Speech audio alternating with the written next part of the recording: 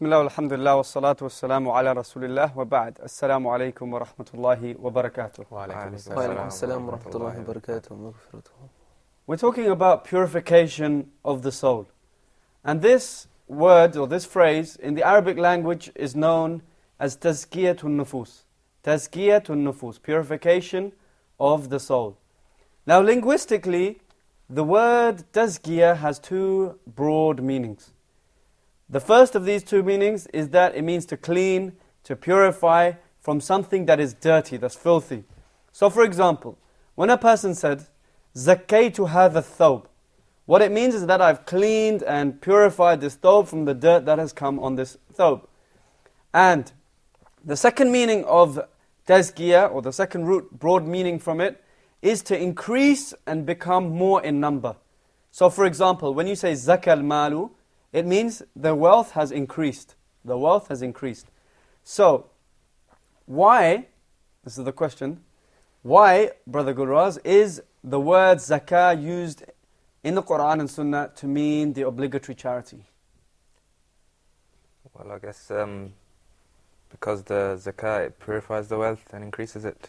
Exactly, exactly. So we have these two concepts coming in here. On the one hand, you have purification of the wealth, because, for example, we don't know exactly how we're spending the wealth, how we're earning it. Is it 100% halal? Of course, we try to get it to be 100% halal, but maybe there is some slip up here and there subconsciously. So zakah comes and purifies this wealth. And in the same way, we have the increase of wealth. The Prophet ﷺ, in a hadith in Bukhari, he said that zakah never decreases, sadaqah never decreases wealth. In other words, it increases the wealth. The word zakah, which is given to the obligatory charity, as we said, it contains both of these meanings.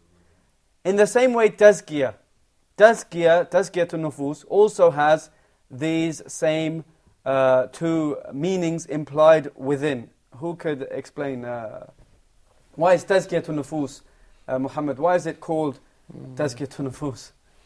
Well, you could say that because it purifies the soul from any of the bad elements that are present within it. So that's the cleansing part, yeah? As well as increasing that which is good. So how would we increase the soul in what? In good deeds. Exactly, in good characteristics. So tazkiyah to nufus, it has two main meanings associated with it, and the linguistic meaning comes alongside the technical meaning.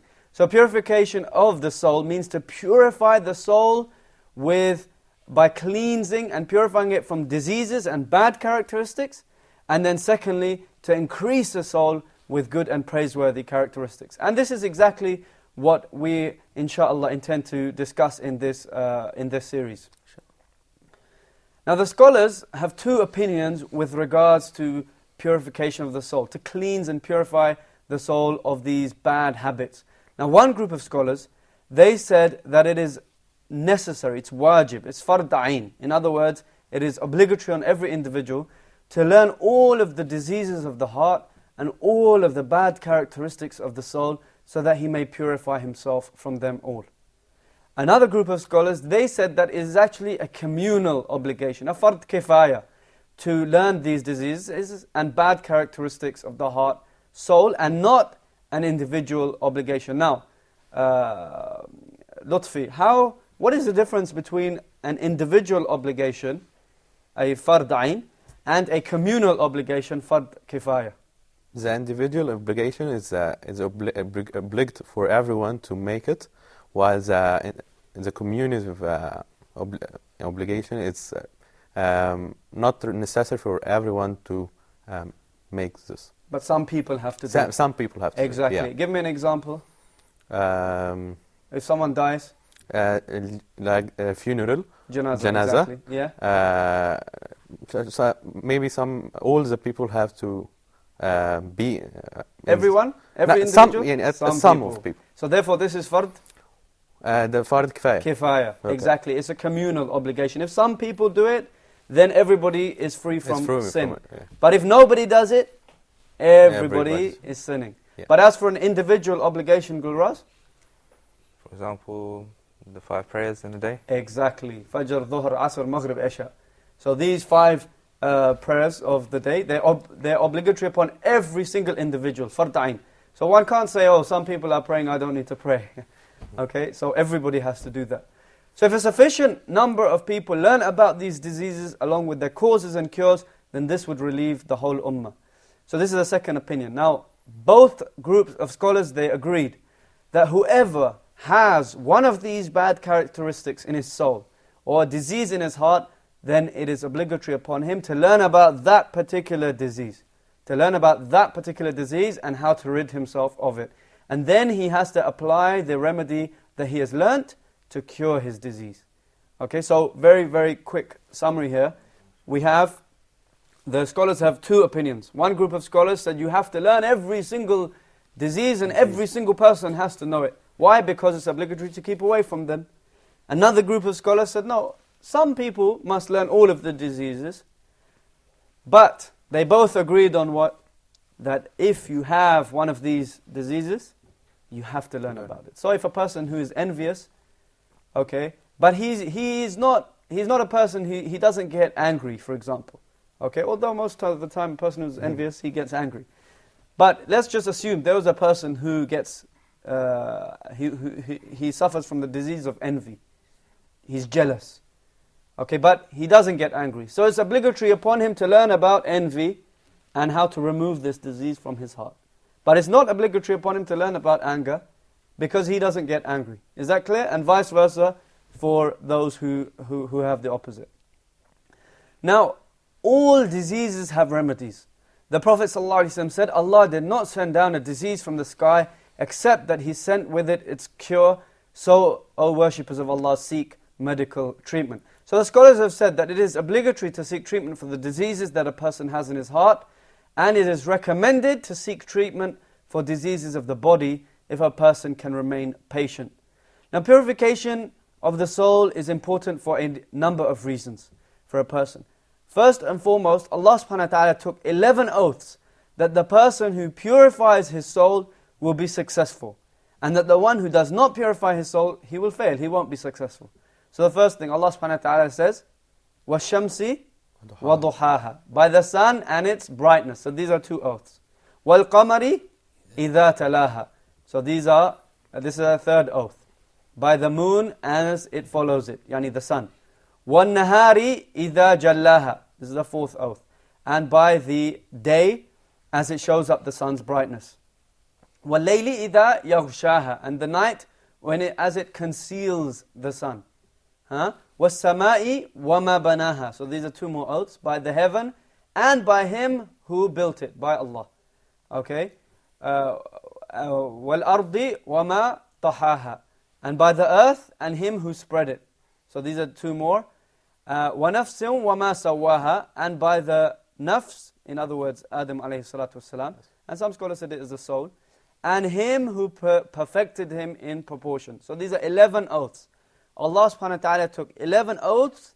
And then what does He say? قَدْ أَفْلَحَ مَنْ زَكَّاهَا وَقَدْ خَابَ مَنْ دَسَّاهَا. Indeed, certainly, the one who purifies his soul will be successful. And the one who does not purify his soul, then he will not be successful. He will fail, the one who corrupts his own self. So now we can see this is a very important point here. Allah has taken 11 oaths. And the scholars have said this is the greatest number of oaths that Allah subhanahu wa ta'ala has taken in the Quran. The most number of oaths. And when Allah subhanahu wa ta'ala takes an oath, already we should be listening to what Allah is saying. But when Allah is taking one oath, then we know this is something serious. You add oath upon oath upon oath upon oath 11 times, and then Allah says, and he is successful if he purifies his soul, and if he's corrupt and he's corrupt against his soul, then he's not going to be successful. So this shows the importance of this topic. The second thing, the second reason why it's important to study this topic is because to purify one's soul and prohibit oneself from wildly following its desires is a precondition for entering paradise. Allah says, وَأَمَّا مَنْ خَافَ مَقَامَ رَبِّهِ وَنَهَى النَّفْسَ عَنِ الْهَوَى فَإِنَّ الْجَنَّةَ هِيَ الْمَأْوَى. That the one who feared the station of his Lord. He feared Yawm al-Qiyamah. He feared the day when he's going to have to answer Allah. And he prohibited his soul. He prohibited his soul from hawa. Now what is hawa? Hawa is desire. But also hawa means wind. Okay? Why? What's the connection between hawa, between the wind and the desire? The connection here comes because the wind is very ferocious. It can be strong. It can just lift something up and throw it in any direction. And the person has no control over it. This is hawa. This is a person's desires also. So the desires, hawa, is like hawa of the wind. It just takes. So Allah subhanahu wa ta'ala here is saying that the one who feared the station of his Lord and prohibited his own self from following his hawa, then فَإِنَّ الْجَنَّةَ هِيَ الْمَأْوَى. Then Jannah is his abode. And paradise is his abode. So here clearly we can see this is enough of a reason to purify one's soul. Inshallah, after the break, we'll have a look at some more reasons. Assalamu alaikum.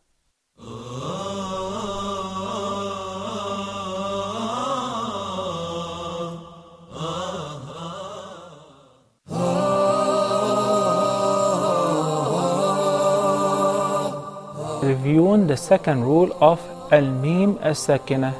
That is the letter mim. So if the first mim is non-vowel or sakinah, followed by a voweled mim, so I will merge the first in the letter and I will pronounce them as one. وَآمَنَهُمْ مِنْ. And we spoke abundantly on the virtues of seeking refuge with Allah from the outcast Satan. Especially for the first reciter, he's got to recite it out loud. وَالسَّمَاءِ ذَاتِ الْبُرُوجِ. أعوذ بالله من الشيطان الرجيم. بسم الله الرحمن الرحيم. فإذا جاءت الصاخة. وَإِذَا النُّفُوسُ زُوِّجَتْ. Make sure it's Dhamma. وَإِذَا النُّفُوسُ. Thank you for joining us.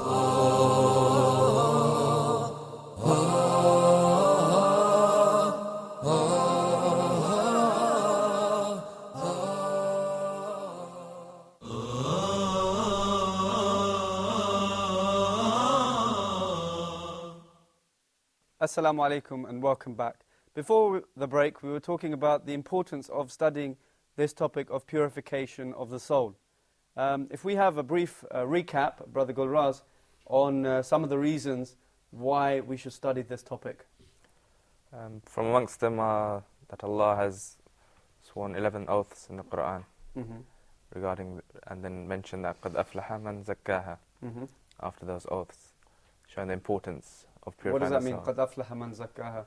That indeed the one who purifies his soul is a successful one. Exactly. And then وَقَدْ خَابَ مَنْ دَسَّاهَا. Exactly, which means? And the one who hasn't, then he is destroyed. Exactly. And another reason, Lutfi? It's a purification of the soul. Because every Muslim has to purify his soul when he is doing. And it's a condition for what? For entering the paradise. Jannah. Exactly. Allah subhanahu wa ta'ala says in the Quran, He says, وَأَمَّا مَنْ خَافَ مَقَامَ رَبِّهِ وَنَهَى النَّفْسَ عَنِ الْهَوَى فَإِنَّ الْجَنَّةَ هِيَ الْمَأْوَى. That as for the one who feared the station with his Lord and prohibited his own self from hawa, from desires, then Jannah is his abode, is his resting place. There's another reason, the third reason, why it's important to study this topic of Tazkiyatun Nufus, is because it is important to actually take control of the soul. And the soul, or the nafs, is like a riding beast, is like a horse, a wild animal, wild horse. If a person runs away from it and doesn't train it, then the beast will be in control and he will refuse to obey him. So if a person wants to go from A to B using this beast, he will never take control of it. He'll never be able to control this beast.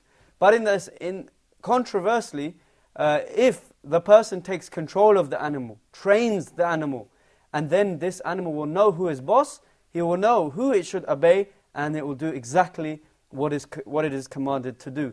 And exactly the same is the soul. If a person is negligent towards it and does not train it, but he just follows the nafs, whatever the soul desires. He wants this, he wants that, he follows it immediately, then he'll become a slave of his soul and the soul will become his master. And when the time for prayer comes, he will feel lazy and the soul will refuse to obey him. And when it is time to fast or give charity, the soul will refuse to do so. If, however, he controls and trains his soul and refuses to obey every whim and demand of this soul, then he'll be in control of the soul, and this will lead him to paradise. So when he wishes to do any act of worship, he will order the soul, and immediately the soul will just simply obey. And with practice and perseverance, this will eventually become the norm, just like the riding beast. And so this is why it's very important to purify one's soul and learn about the various diseases of the heart, so that a person can cure himself of those diseases that have affected him and guard himself against potential diseases that he has not yet been subjected to. In the same way, it's important to know about good characteristics of the soul. So we talk about the bad characteristics to remove them from our soul, but also the good characteristics of the soul, so that the person can strive to attain these characteristics and then work towards keeping them. Okay, let's now move on to the traps of shaitan. Okay, because one of the poets of old, he said, وَبِضِدِّهَا تَتَمَيَّزُ الْأَشْيَاء. Things are known by their opposites. So when we know evil, we come to know good. Okay, so once we understand evil, then we come to know good. Many people say that why has Allah created evil? Mm-hmm. For what purpose? Why has Allah created evil? That's actually a very good question, and a lot of non-Muslims in particular, they ask this question, because they say, if Allah is so merciful, and He's so perfect, and so on and so forth, then why did Allah subhanahu wa ta'ala create evil? Well, the answer is also very simple. Because if there was no evil, then how would we know the good? Okay, when you have light, if you have light, and it's continually light, you will never know darkness. You will never appreciate the light even. But when you switch off the light, then you appreciate what? You appreciate the light. Because there is no light in the darkness. So that's why, وَبِضِدِّهَا تَتَمَيَّزُ الْأَشْيَاء, as I mentioned, that things are known by their opposites. But why did Allah subhanahu wa ta'ala create evil? The reason is simple.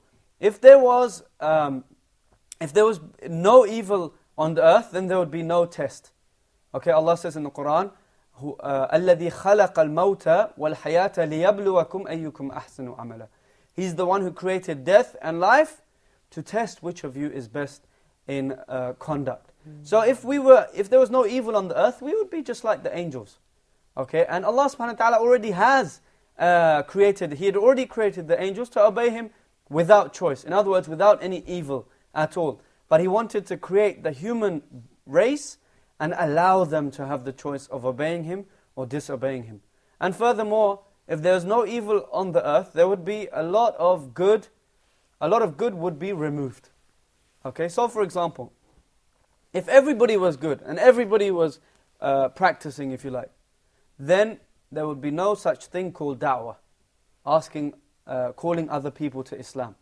Okay, so therefore, how would Allah distinguish between the slaves of Allah subhanahu wa ta'ala? Because some people, they go out of their way to give da'wah, and this is a noble thing, but if everybody is good, who do you give da'wah to? In the same way, there would never be any martyrs. Okay, shuhada. As we know, the shuhada, their sins are forgiven before the first drop of blood touches the floor, touches the ground. The martyrs. Okay, the ones who die for the sake of Allah subhanahu wa ta'ala. Now, if this is the case, if everybody was good, if everybody, there was no evil forces, then who would one do jihad against? How would you do jihad? You wouldn't. And therefore there would be no shuhada. So there's a reason for this. Now let's have a look at more examples. I'm sure you can think of other examples of where if there was no evil, then some good would be lost. Good, Ross? Do you have anything like this? I guess you could say if there wasn't a thief, then there'd be no one to stop that. Exactly. Very good.